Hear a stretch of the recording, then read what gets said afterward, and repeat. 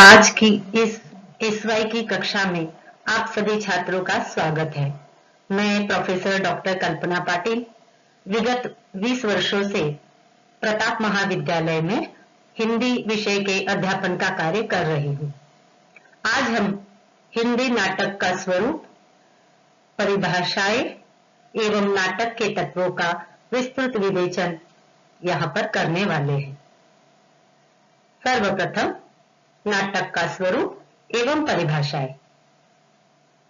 काव्य के दो भेद है, श्रव्य काव्य और दृश्य काव्य। दृश्य काव्य में नाटक का समावेश किया गया है। यह सर्वाधिक प्राचीन, प्रसिद्ध और लोकप्रिय विधा मानी जाती है। प्राचीन काल में इसे रूपक कहा जाता था, किंतु वही रूपक आज नाटक नाम से प्रचलित हो गया है। काव्य के अंतर्गत नाटक को सर्वोपरि स्थान प्राप्त है। इसी कारण कहा गया है काव्येषु नाटकम रम्यम, अर्थात काव्यों में नाटक रमणीय है।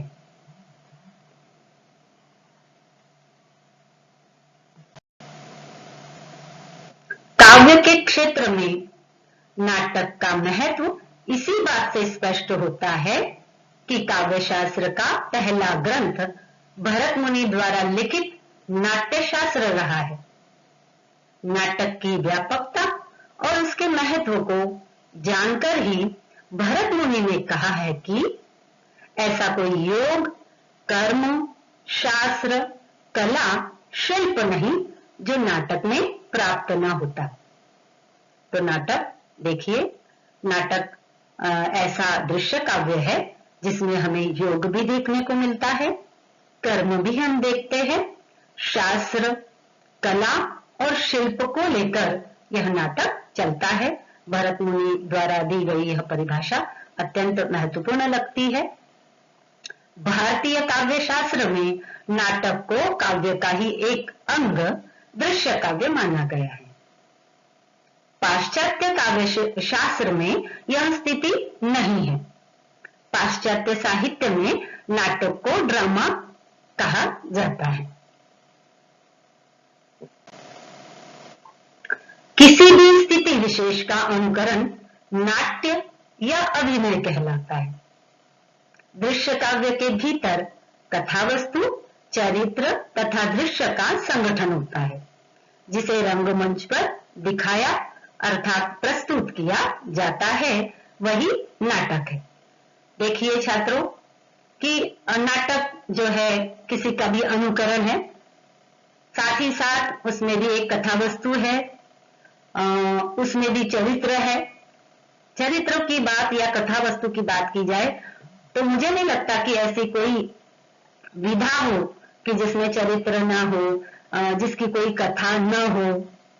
और रही बात दृश्य की, तो मात्र नाटक ऐसी विधा है जिसमें दृश्य होते हैं, क्योंकि यह दृश्य काव्य है।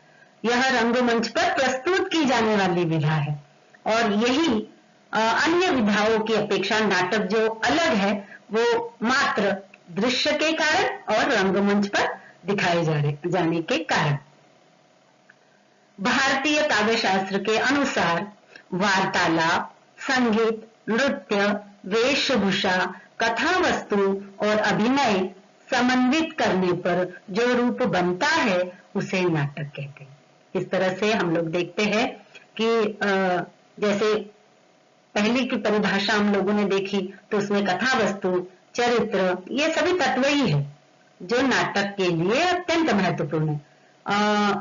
जब पात्र है तो स्वाभाविक है कि वो आपस में बातचीत करेंगे, अर्थात वार्तालाप करेंगे, संवाद करेंगे, जिसे हम अंग्रेजी में डायलॉग कहते हैं। साथ ही साथ कुछ नाटकों में जहां पर रिक्तता होती है वहां पर संगीत का भी प्रयोग हमें देखने को मिलता है। कुछ नाटकों में नृत्य होते हैं। नाटक किस समय का है उसके अनुसार संगीत, नृत्य का समावेश किया जाता है। उसी के अनुसार वेशभूषा का भी समावेश होता है। इस दृष्टि से हम लोग देखते हैं कि इन सारी बातों का समन्वय करने पर जो रूप हमें दिखाई देता है उसे नाटक कहा जाता है। अगली परिभाषा की ओर हम चलते हैं। आचार्य विश्वनाथ, इन्होंने अपने ग्रंथ में साहित्य दर्पण, यह इनका ग्रंथ है, इसमें उन्होंने नाटक का स्वरूप स्पष्ट करते हुए कहा है, प्रसिद्ध कथा वस्तु जिसमें विलास एवं समृद्धि का योग हो, सुख दुख की उत्पत्ति हो, निरंतर अनेक रसों का अस्तित्व हो, जो संपूर्ण मानव जीवन का प्रतिबिंब हो, ऐसी कृति का प्रस्तुतिकरण नाटक है। देखिए, नाटक की जो कथा वस्तु है वो किसी न किसी के जीवन से संबंधित ही होगी, इसलिए मानव जीवन का वो प्रतिबिंब ही होगी। तो मानव जीवन में ऐसा नहीं है कि हमेशा आनंद ही बना हुआ है, उसके जीवन में कभी दुख ही नहीं आ रहा है, तो ऐसा नहीं है।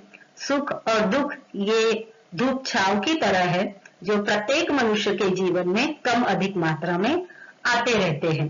तो इस तरह से हम लोग देखते हैं कि विलास और समृद्धि का भी योग हो विश्वनाथ जी के अनुसार, और सुख दुख होगा, मतलब एक के बाद एक रस जो है वो हम लोगों को नाटक में दिखाई देगा। अगर दुख का प्रसंग है तो वहां रस अलग होगा, करुण रस होगा, और अगर वहां जो है श्रृंगार है, मतलब किसी के वैवाहिक जीवन को दिखाया गया है तो वहां श्रृंगार रस होगा, मातृत्व को दिखाया गया है तो वहां जो है वात्सल्य रस होगा। इस तरह से निरंतर अनेक रसों का अस्तित्व जिसमें होता है, संपूर्ण मानव जीवन का जो प्रतिबिंब हो, ऐसी कृति को उन्होंने नाटक कहा है, और यह बिल्कुल उचित प्रतीत होता है। जिस तरह से भारतीय विद्वानों ने नाटक की परिभाषाएं दी है, उसी तरह पाश्चात्य विद्वान भी है, उन्होंने भी नाटक की परिभाषाएं दी है, और इसमें हम एरिस्टोटल और सिसीरो इनके नाम दे सकते हैं। एरिस्टोटल वे अपनी परिभाषा में कहते हैं कि नाटक जीवन की अनुकृति है, वही बात सिसीरो के अनुसार नाटक जीवन और सत्य का प्रतिबिंब है। निश्चित रूप से सत्य बहुत महत्वपूर्ण है, जो है उसे वैसे के वैसे दर्शकों के सामने, अर्थात नाटककार के माध्यम से पाठकों के समक्ष उपस्थित करना बहुत ही आवश्यक है, और वही नाटक है, ऐसा हम जगह जगह पर दी गई परिभाषाओं के अनुसार ये मत व्यक्त कर पा रहे हैं। दूसरे जो पाश्चात्य विद्वान हैं, उन्होंने कहा है कि नाटक वह दर्पण है जिसमें प्रकृति का प्रतिबिंब झलकता है। निश्चित रूप से कि हमारे साथ प्रकृति भी है, और सभी मिलकर जो है नाटक में सभी का जो है प्रतिबिंब जहां दिखाई देता है, उसे ही उन्होंने नाटक कहना उपयुक्त समझा है। छात्रों, जब हम ये सारी परिभाषाएं देखते हैं और उसके उपरांत जो निष्कर्ष हमारे सामने आता है वो महत्वपूर्ण है कि नाटक में संपूर्ण मानव जीवन का सत्य उद्घाटित होता है। नाटक में हम जीवन को अपने सामने देखते हैं, अतः उसमें रम जाना सहज है। काव्य की अन्य विधाओं, महाकाव्य, उपन्यास आदि के समान वर्णित जीवन की कल्पना करने की आवश्यकता नाटक में नहीं है। इसके अतिरिक्त नाटक शिक्षित, अशिक्षित, ग्रामीण, नागरिक सभी के द्वारा देखा जा सकता है। इसके रसास्वादन के लिए किसी प्रकार की पूर्ववर्ती दक्षता की अपेक्षा नहीं होती। इसी कारण सभी ने काव्य शास्त्र को सर्वाधिक रमणीय माना गया है। इस तरह से हम लोग देखते हैं कि नाटक में जीवन होता है, और इसीलिए जब मनुष्य उसे प्रत्यक्ष रंगमंच पर देखता है तो उसमें वो रम जाता है, जो अत्यंत स्वाभाविक है, जिसमें आप जब समक्ष दृश्य के रूप में कुछ देखेंगे तो उसमें निश्चित रूप में आप रममान हो जाते हैं। साथ ही साथ ऐसा जरूरी नहीं है कि नाटक शिक्षित ही व्यक्ति देख पाएगा, वही समझ पाएगा, बिल्कुल नहीं। तो नाटक अशिक्षित व्यक्ति भी समझ पाता है। यही तो इसका एक सबसे बड़ी उपयोगिता है कि अशिक्षित व्यक्ति भी जो है जीवन को अलग अलग दृष्टिकोण से समझ सके, और ये माध्यम है नाटक। आगे चलते हम लोग। अब हम लोग नाटक के तत्वों पर प्रकाश डालेंगे। भारतीय मतानुसार नाटक के 5 तत्व प्रमुख माने गए हैं। कथानक, पात्र या चरित्र, तीसरा तत्व है रस, चौथा तत्व है उद्देश्य और 5वां है अभिनय। कुछ विद्वान अभिनय को नाटक का प्रमुख तत्व मानने से इनकार करते हैं, परंतु बिना अभिनय के तो नाटक खेला ही नहीं जा सकता। इसी कारण अभिनय भी नाटक का अनिवार्य तत्व है। सही है ना? अभिनय तो महत्वपूर्ण है। जैसे संवाद है तो वो संवादों में किस तरह के वो संवाद है, सामान्य संवाद है या किसी घटना विशेष को लेकर वह संवाद कहा जा रहा है, तो निश्चित रूप से संवादों से नाटककार जो है वो कथा वस्तु को आगे बढ़ाते हैं। तो इसीलिए जब संवाद है तो निश्चित रूप से अभिनय आ ही गया। ऐसा तो है नहीं कि वो पात्र खड़ा हो गया और वो उसके कोई अभिनय ही नहीं है। जैसे कि अभिनय की बात हम आगे करने ही वाले हैं कि वाचिक अभिनय है, आपका सात्विक अभिनय है, आहार्य है, आंगिक है, तो ये सारी बातें अभिनय में उनका समावेश होता है। तो इस दृष्टि से हम लोग देखते हैं कि भारतीय मतानुसार नाटक के 5 तत्वों का समावेश किया गया है, परंतु अभिनय को भी बाद में उन्होंने स्वीकार किया। जब हम आगे पाश्चात्य नाट्य शास्त्र के अनुसार नाटक के तत्वों को देखते हैं तो पता चलता है कि पाश्चात्य नाट्य शास्त्र में नाटक के 7 तत्वों को स्वीकार किया गया है। वे तत्व इस प्रकार है। पहला तत्व जो कि भारतीय काव्य शास्त्र में भी जिसका समावेश है वह तत्व है कथावस्तु। दूसरा चरित्र चित्रण, तीसरा तत्व है संवाद, चौथा तत्व है देश काल वातावरण, 5वां तत्व है उद्देश्य, छठा तत्व है भाषा शैली और 7वां है अभिनय।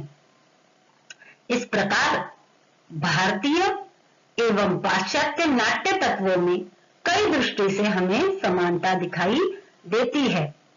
पाश्चात्य नाट्य शास्त्रियों ने केवल रस को तत्व के रूप में जानने का प्रयास नहीं किया।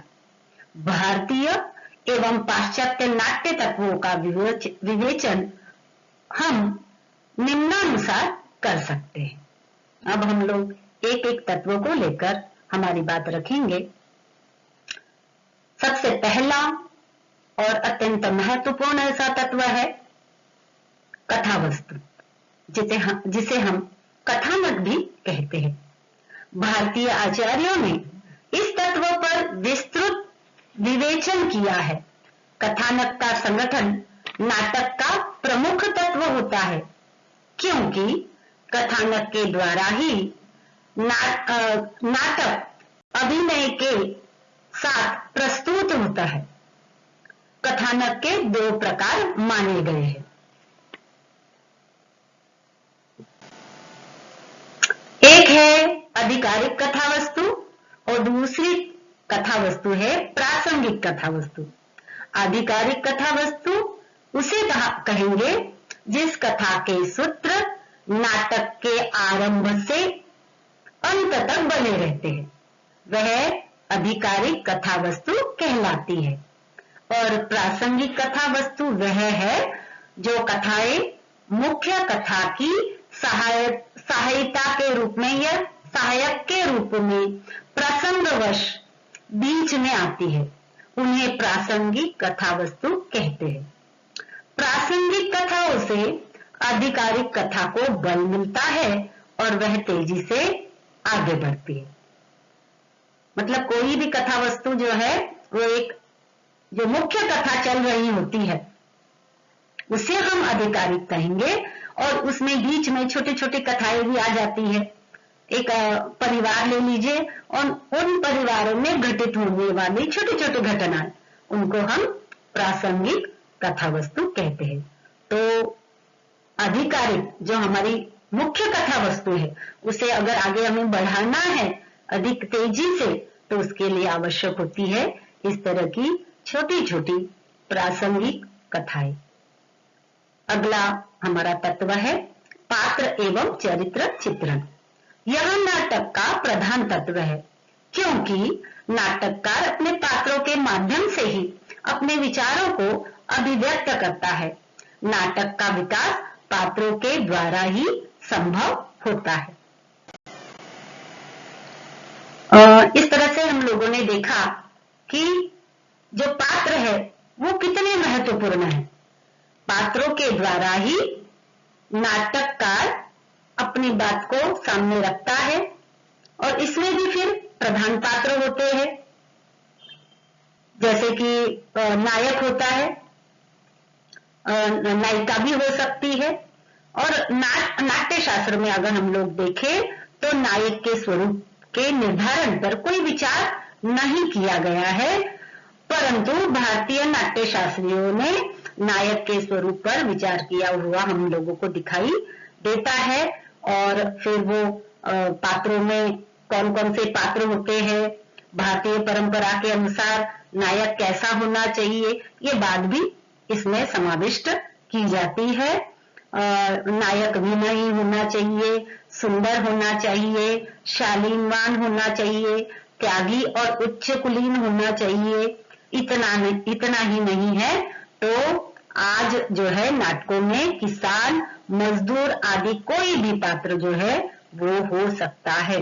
और पात्रों के संदर्भ में नाटककार को केवल उन्हीं पात्रों की सृष्टि भी करनी चाहिए जो घटनाओं को गतिशील बनाने में सहायक हो। ये बात पात्र एवं चरित्र चित्रण के अंतर्गत अत्यंत महत्वपूर्ण है। और पात्रों का सजीव और प्रभावशाली चरित्र ही नाटक की जान होता है। कथा वस्तु के अनुरूप हमारा जो नायक होगा वो धीरोदात्त, धीर ललित और धीर शांत हो सकता है। तो ये सारी बातें पात्र एवं चरित्र चित्रण को लेकर अत्यंत महत्वपूर्ण होती है। अब हम लोग कथोपकथन अर्थात जो हमारा तीसरा तत्व है, जिसे हम कथोपकथन भी कहते हैं, वार्तालाप भी कहते हैं और संवाद भी कहते हैं। तो पात्रों के पारस्परिक बातचीत को कथोपकथन अथवा संवाद कहते हैं। यह नाटक के प्राण माने जाते हैं, क्योंकि नाटककार अपने मन की सारी बातें पात्रों के कथोपकथन द्वारा ही दर्शकों के सम्मुख रखता है। इसमें नाटककार की कुशलता एवं अभिव्यक्ति शैली के दर्शन होते हैं। नाटक के संवाद जितने चुस्त, प्रभावशाली एवं सूक्ष्म होंगे, नाटक उतना ही चमत्कारपूर्ण एवं प्रभावशाली बन जाता है। उत्तम संवादों में सरलता, सुंदरता, धारावाहिकता, पात्रानुरूपता, सार्थकता, संक्षिप्तता एवं चतुरता आदि गुण होते हैं। अच्छे कथोपकथन द्वारा पात्रों के चरित्र पर प्रकाश पड़ता है और कथा वस्तु को गति मिलती है। देखिए हर तत्व कितना महत्वपूर्ण है कथा वस्तु को आगे बढ़ाने में।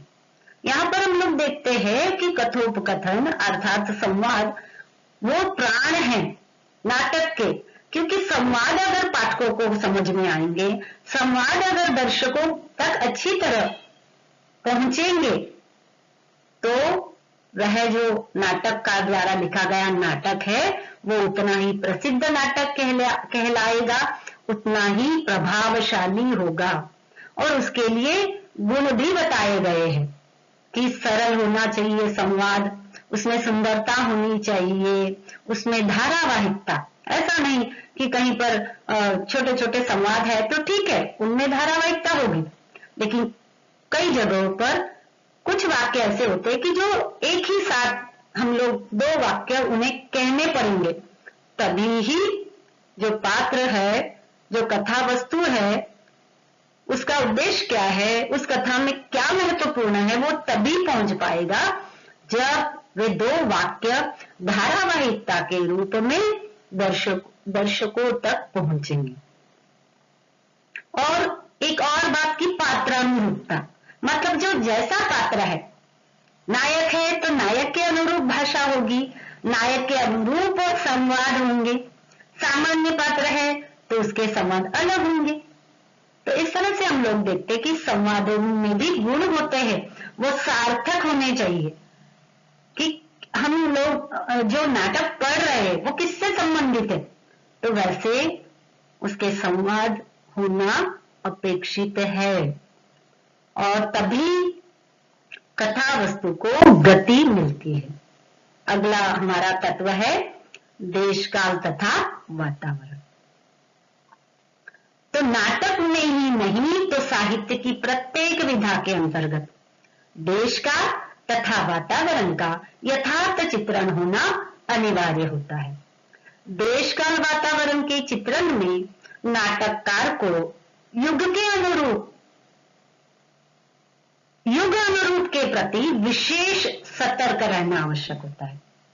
पश्चिमी नाटक में देश काल के अंतर्गत संकलन त्रय अर्थात समय, स्थान और कार्य की एकता या कार्य की कुशलता का वर्णन किया गया है, परंतु यह तीनों तत्व यूनानी रंगमंच के अनुकूल थे। आज रंगमंच के विकास के कारण संकलन त्रय का महत्व समाप्त हो गया है। भारतीय नाट्य शास्त्र में इसका उल्लेख न होते हुए भी नाटक में स्वाभाविकता, औचित्य और सजीवता की प्रतिष्ठा के लिए देश काल वातावरण पर ध्यान रखा जाता है। अर्थात मुगल कालीन अगर कोई नाटक है तो उस समय जैसी स्थितियां थी, जिस तरह का वातावरण था, वो हमें रंगमंच पर दिखाना आवश्यक है। उस समय किस तरह के वस्त्र परिधान किए जाते थे, आभूषण होते थे, भाषा, ये सारी बातें इसके अंतर्गत आती है, जो कि अत्यंत महत्वपूर्ण है। और नाटककार इन सारी बातों की और बहुत ही सूक्ष्मता से ध्यान रखते हैं और तब जाकर वो नाटक लिखते हैं ताकि रंगमंच पर वह नाटक प्रस्तुत किए जा सके। और इस दृष्टि से हम लोग देखते हैं कि नाटक के तत्वों में देश काल और वातावरण इस तत्व का अत्यंत महत्वपूर्ण स्थान रहा है। जैसे कि अभी मैंने बात की कि इसके अंतर्गत पात्रों की वेशभूषा तत्कालीन धार्मिक, सामाजिक, राजनीतिक परिस्थितियों में युग का विशेष स्थान है। मतलब उस समय की धार्मिक परिस्थितियां कैसी थी, राजनीतिक परिस्थितियां, इनका भी चित्रण देश काल वातावरण के अंतर्गत हम लोगों को दिखाई देता है रंगमंच के माध्यम से।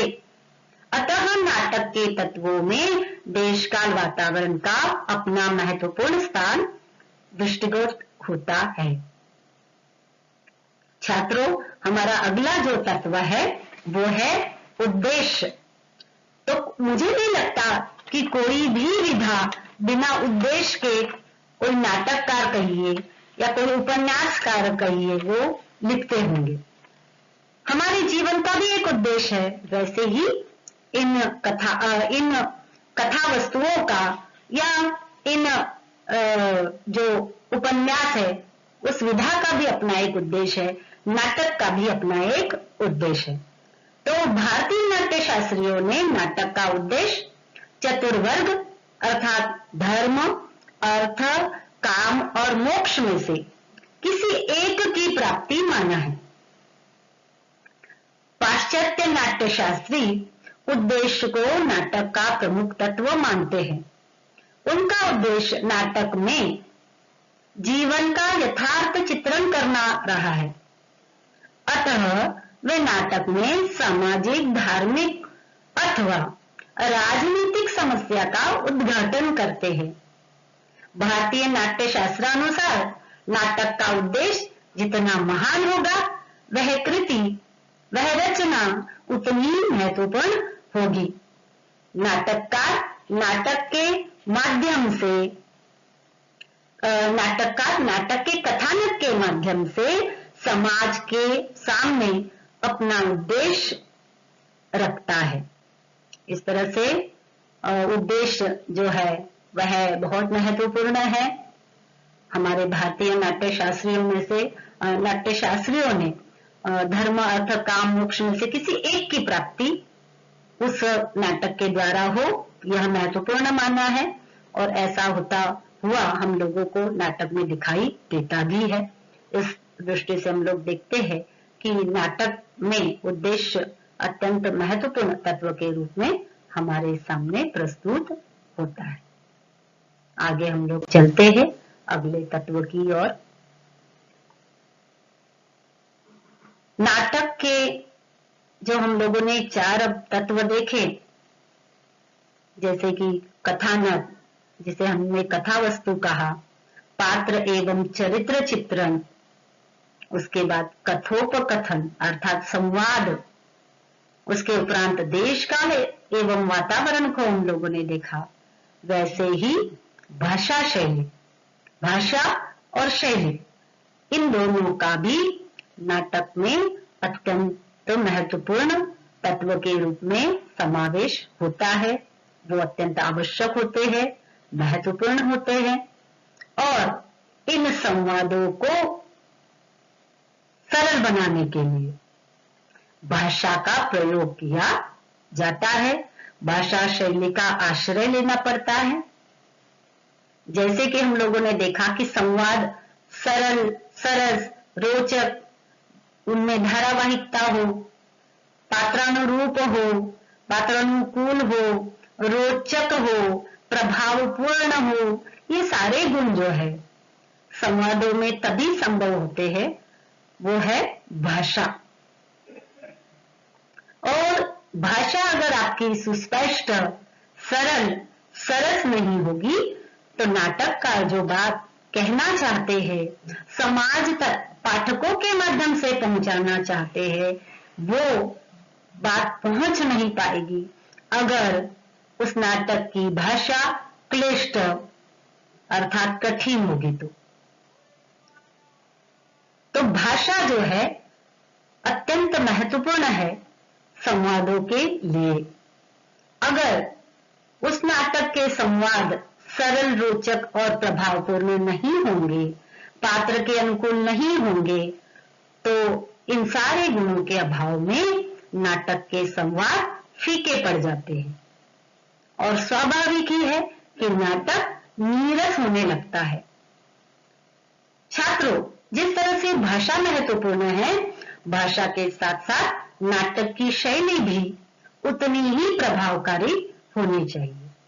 शैली से तात्पर्य है, अंग्रेजी में हम जिसे कहते हैं स्टाइल, मतलब आप जो भाषा बोल रहे हैं वो सुस्पष्ट होनी चाहिए और उसे कहने का लहजा, उसे कहने का ढंग, ये भी अत्यंत महत्वपूर्ण है।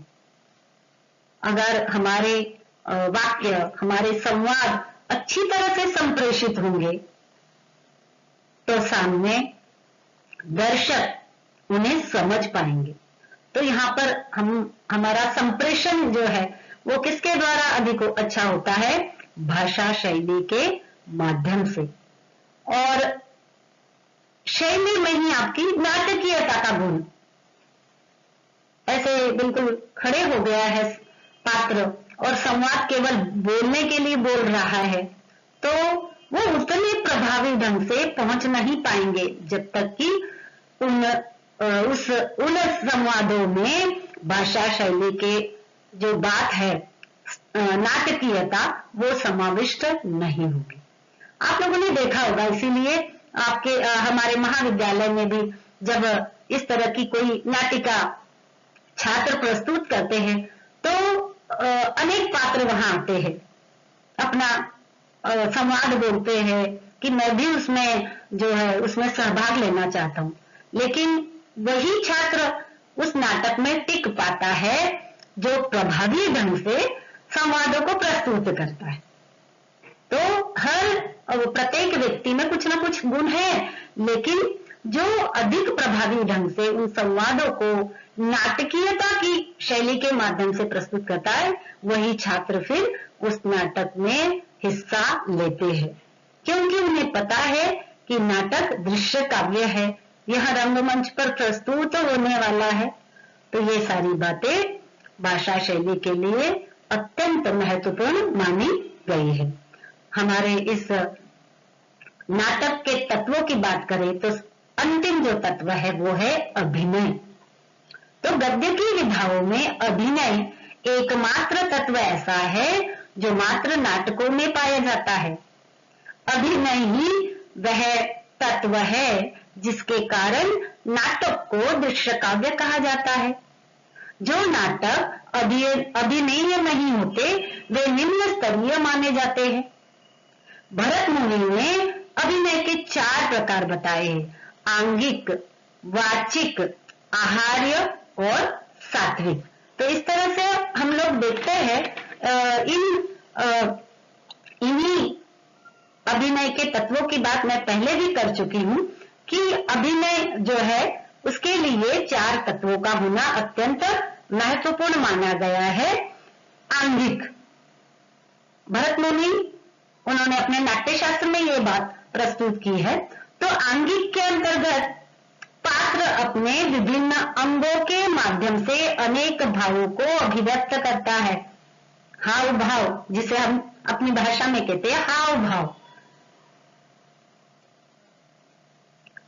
इसके अंतर्गत शारीरिक अभिनय मुख द्वारा व्यक्त किया जाता है, मुख के द्वारा, लेकिन उसमें भी शारीरिक अभिनय मौजूद है। इसे हम कहते हैं आंगिक अभिनय। और दूसरा है वाचिक अभिनय। इसके अंतर्गत वाणी द्वारा व्यक्त किए गए भाव आते हैं। इस प्रकार यह अभिनय पात्र जो बोलते हैं उसमें कम अधिक मात्रा में जो हमारे भारतीय नाट्य शास्त्रों व्याकरण संगीत शास्त्र की जो बात की गई है उसके ऊपर ये अभिनय आधारित होते हैं। तो पात्र जो बोलते हैं उसमें कम अधिक मात्रा में इन शास्त्रों का समावेश रहता है और इसीलिए यह अभिनय विशेष व्यापक और महत्वपूर्ण होता है। तीसरा हमारा जो अभिनय है आहार्य। इसके अंतर्गत पात्रों की वेशभूषा, जैसे कि हमने बात की देश काल वातावरण, इस तत्व के अंतर्गत हमने वही बात की कि किस समय का वो नाटक है, उसके अनुसार वेशभूषा का निर्धारण नाटककार करते हैं। तो आहार्य के अंतर्गत पात्रों की वेशभूषा अर्थात परिधान, सौंदर्य प्रसाधन, सामग्री आदि बाह्य वस्तुएं इसके अंतर्गत आती है और ये सारी वस्तुएं पात्र को सुसज्जित कर देते हैं, क्योंकि अत्यंत आवश्यक है।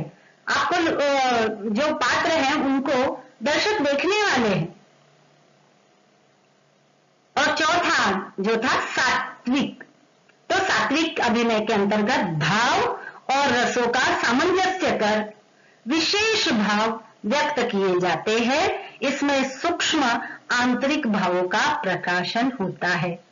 मतलब हम जैसे भाव नाटककार जो पात्र है उसके माध्यम से प्रस्तुत करना चाहता है, वैसा ही भाव अभिनय करते हुए वह पात्र प्रस्तुत करता है। छात्रों, इस कक्षा में हम लोगों ने नाटक की परिभाषा, नाटक के स्वरूप एवं नाटक के तत्वों को जानने का प्रयास किया है।